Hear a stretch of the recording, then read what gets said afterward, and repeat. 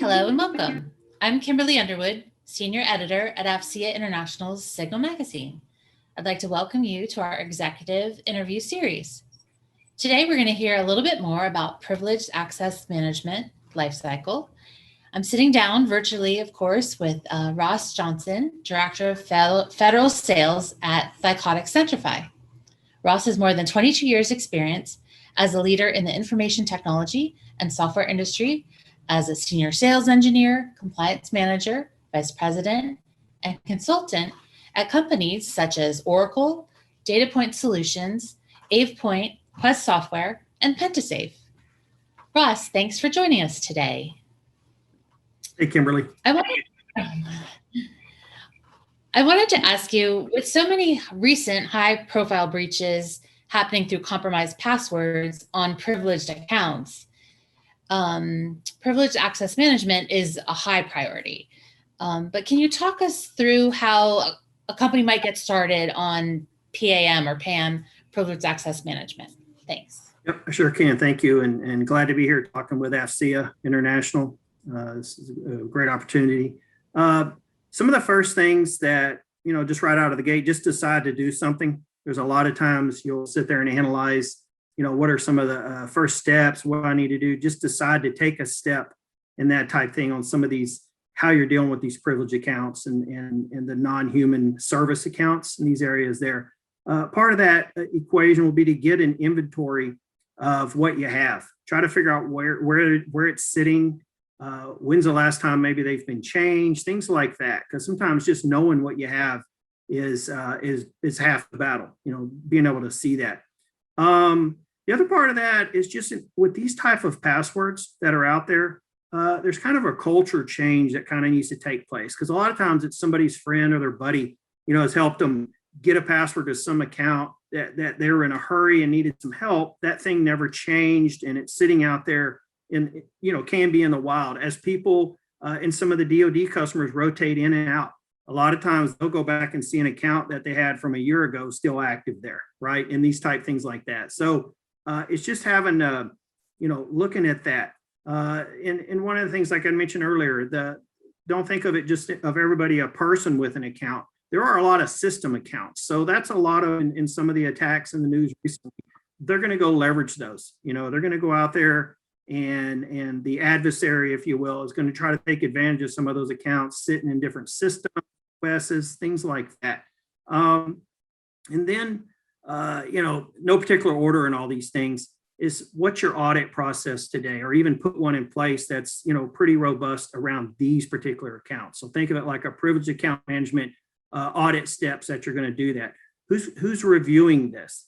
How are you feeding this additional data or touch points into your, your SIM product or your analytics tool? Those kind of things like that are important. And then, just from vendors like us and some of the others in the space, there's some pretty good white papers we've put together out there. You can kind of go track and follow that. A lot of things are what we've seen in industry. So it's not just from a governmental perspective, it's what we're seeing across the spectrum of different verticals, healthcare, finance, things like that.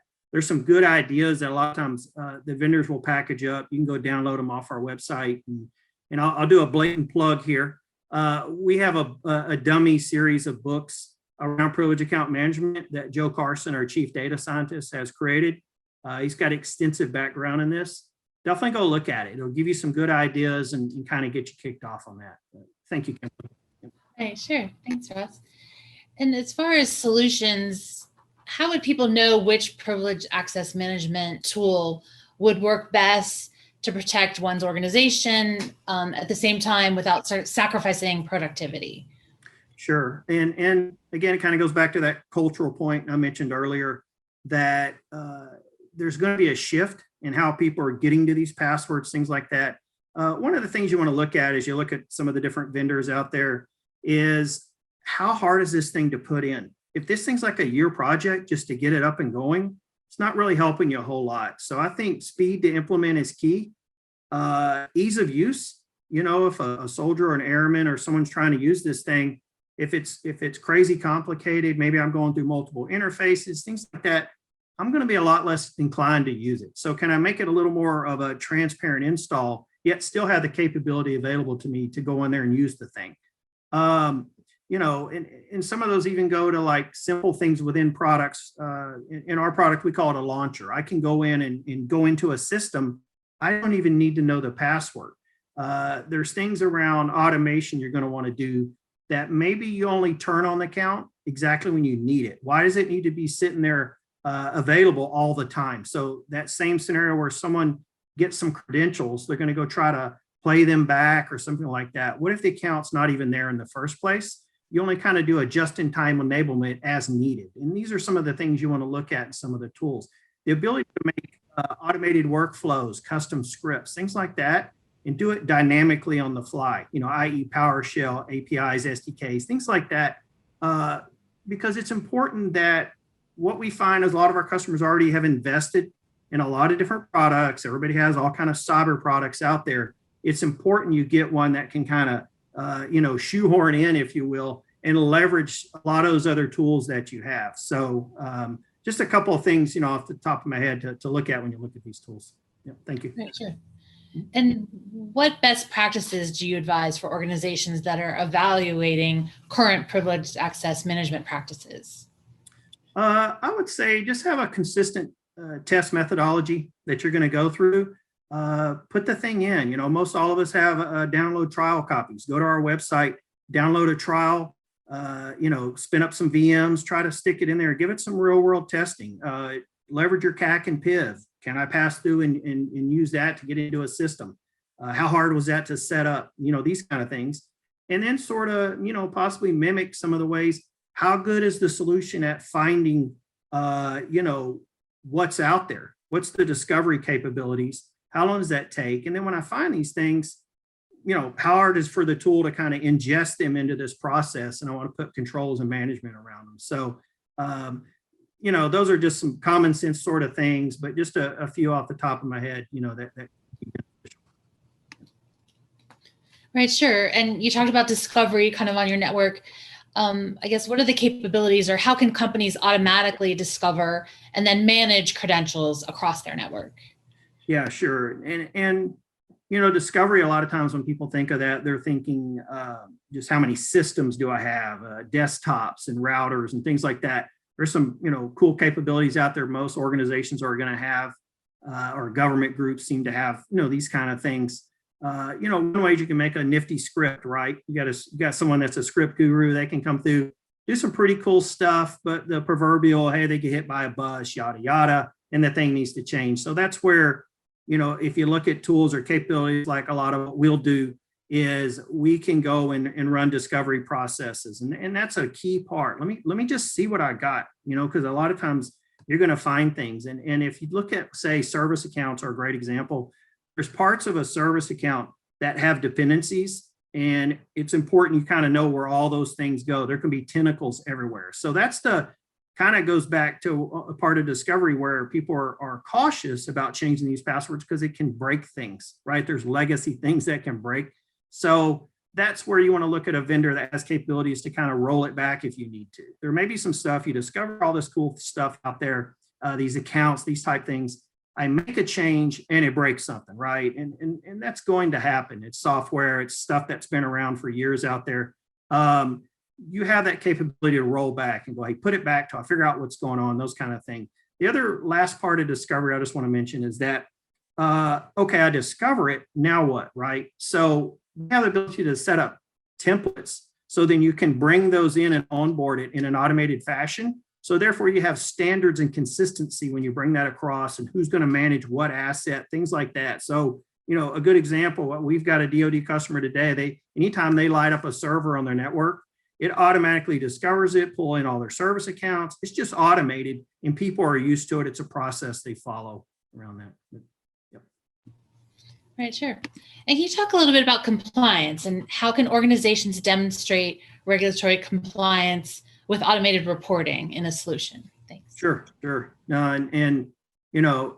Probably everybody that's going to be watching this has been through plenty of audits, fun, right? So just having, the controls in place and the audits, when they have the audits, it's the controls within the software you have and the reporting capabilities is one, the reports that are given with a tool. Second, how can I tweak what you've given me and kind of, modify it to meet my needs? Maybe you have some 800-53-171 specs, things like that. You want to kind of match up and see what of those I can build a report for that does that.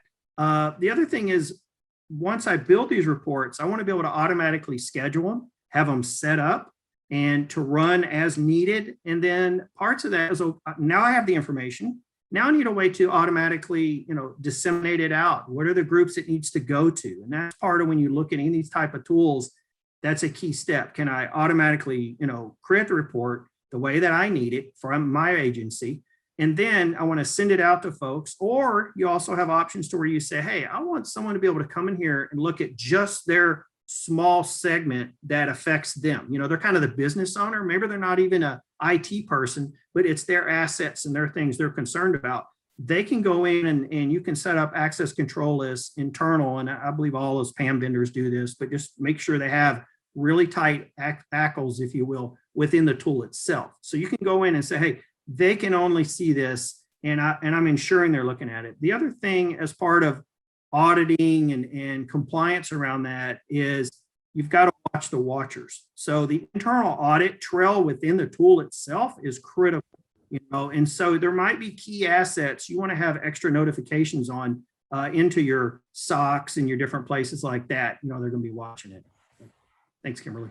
And Ross, those were all my questions on privileged access management. Anything else you wanted to add about Thycotic Centrify or your solutions?